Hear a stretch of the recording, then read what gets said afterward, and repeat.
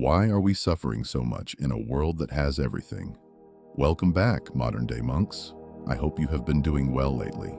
Today, I want to ask you a question. Why is it that humanity has never had access to more comfort, more technology, more entertainment, more information, more food, and more material wealth?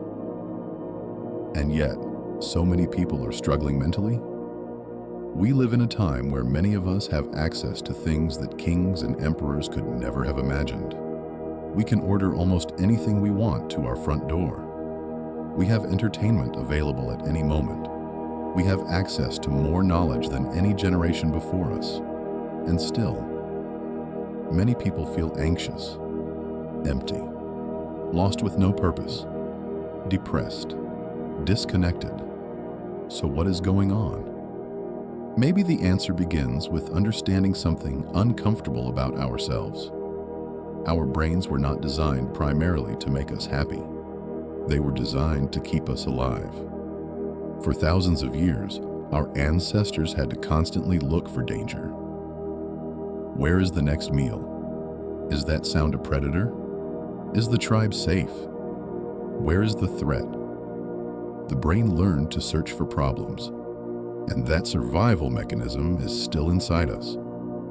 Even when there is no tiger chasing us through the forest, our minds can create new dangers. What if I fail?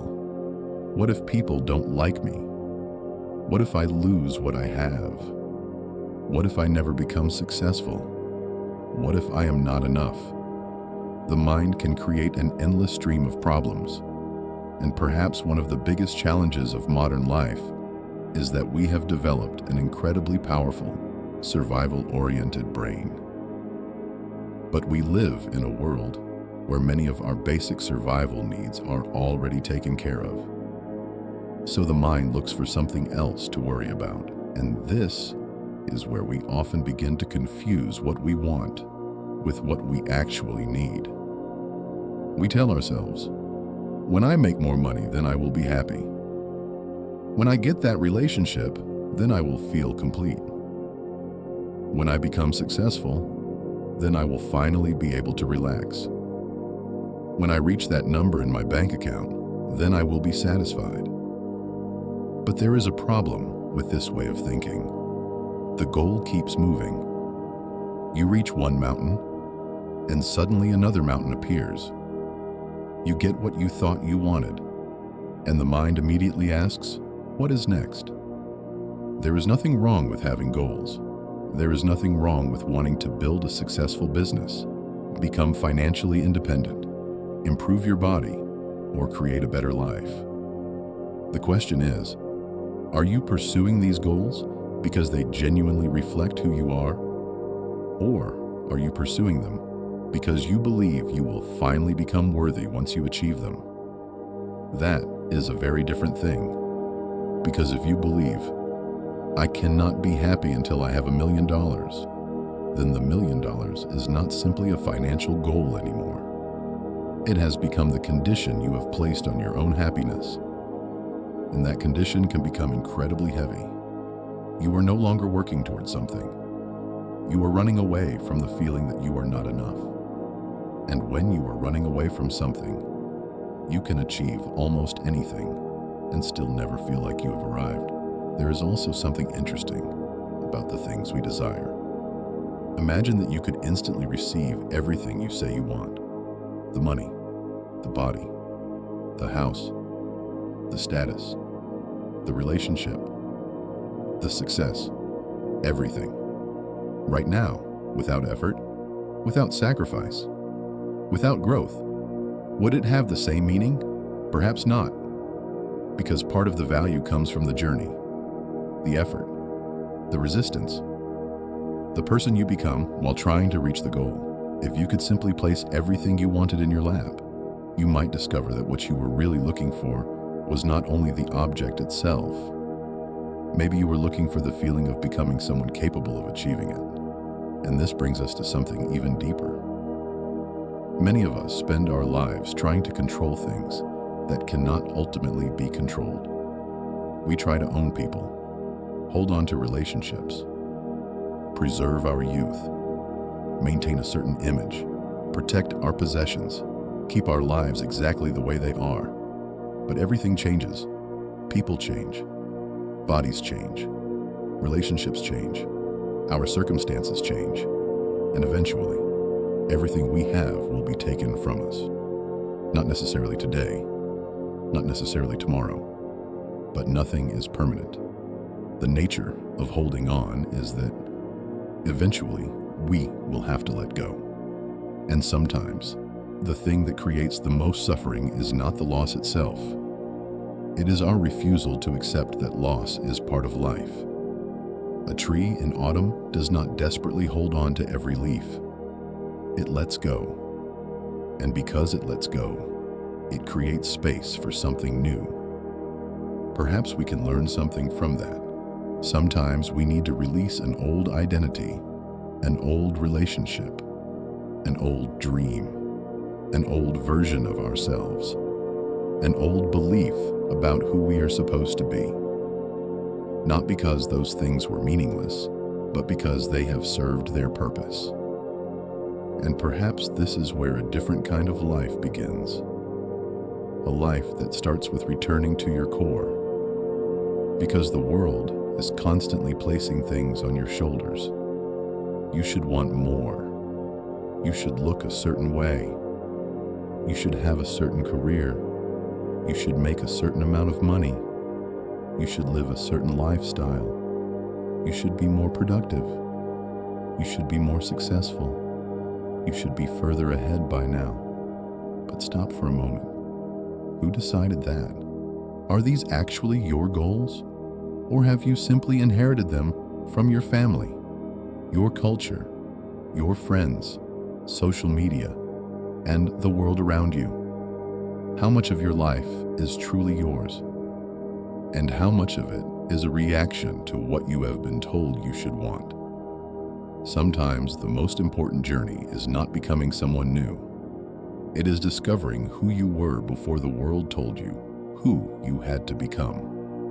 Spend time alone, not constantly distracted by your phone, not constantly consuming content, not constantly trying to escape your own thoughts. Spend time with yourself. Ask yourself, what do I actually value? Why do I believe what I believe? What kind of person do I want to become? What principles do I want to live by? What goals are truly mine? And what goals have simply been placed on my shoulders? This is not always comfortable, because when the noise becomes quiet, we may discover that some of the things we have been chasing do not actually belong to us, and this is why presence is so important. We live so much of our lives inside our heads, thinking about the past, worrying about the future, creating imaginary conversations, replaying mistakes, predicting disasters. Our minds are constantly producing thoughts, but you are not every thought that appears in your mind. A thought is simply something that has appeared. You do not have to follow it. You do not have to believe it. You do not have to become it. Meditation can help us understand this. You sit down, you follow your breath, and eventually, a thought appears, then another, and another. The goal is not necessarily to completely silence the mind. The goal is to notice, to observe, to allow thoughts to pass without giving every single one of them your attention. You begin to create space between yourself and your thoughts. And in that space, there is freedom, because the mind can be like a monkey, jumping from one branch to another, looking for the next problem, the next desire, the next fear, the next thing to chase. But you do not have to follow the monkey everywhere it goes. You can simply observe it and return to the breath, return to the body, return to this moment. The body can also become a doorway back to the present. Physical training, running, strength training, stretching, walking, movement. All of these things can help bring us out of the endless world of thought and back into our physical experience. Sometimes we carry tension in our bodies without even realizing it. We hold our breath. We tighten our shoulders. We clench our jaw.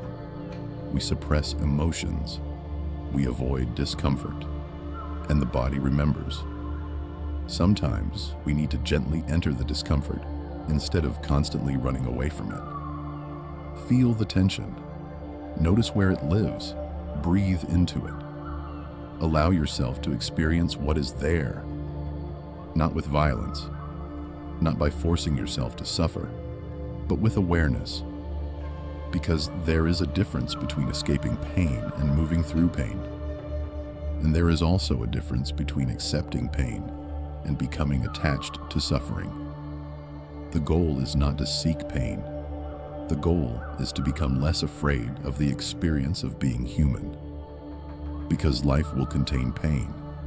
It will contain uncertainty. It will contain disappointment. It will contain loss. No amount of money, success, or achievement can completely remove that. But perhaps the goal of life is not to eliminate every difficult experience.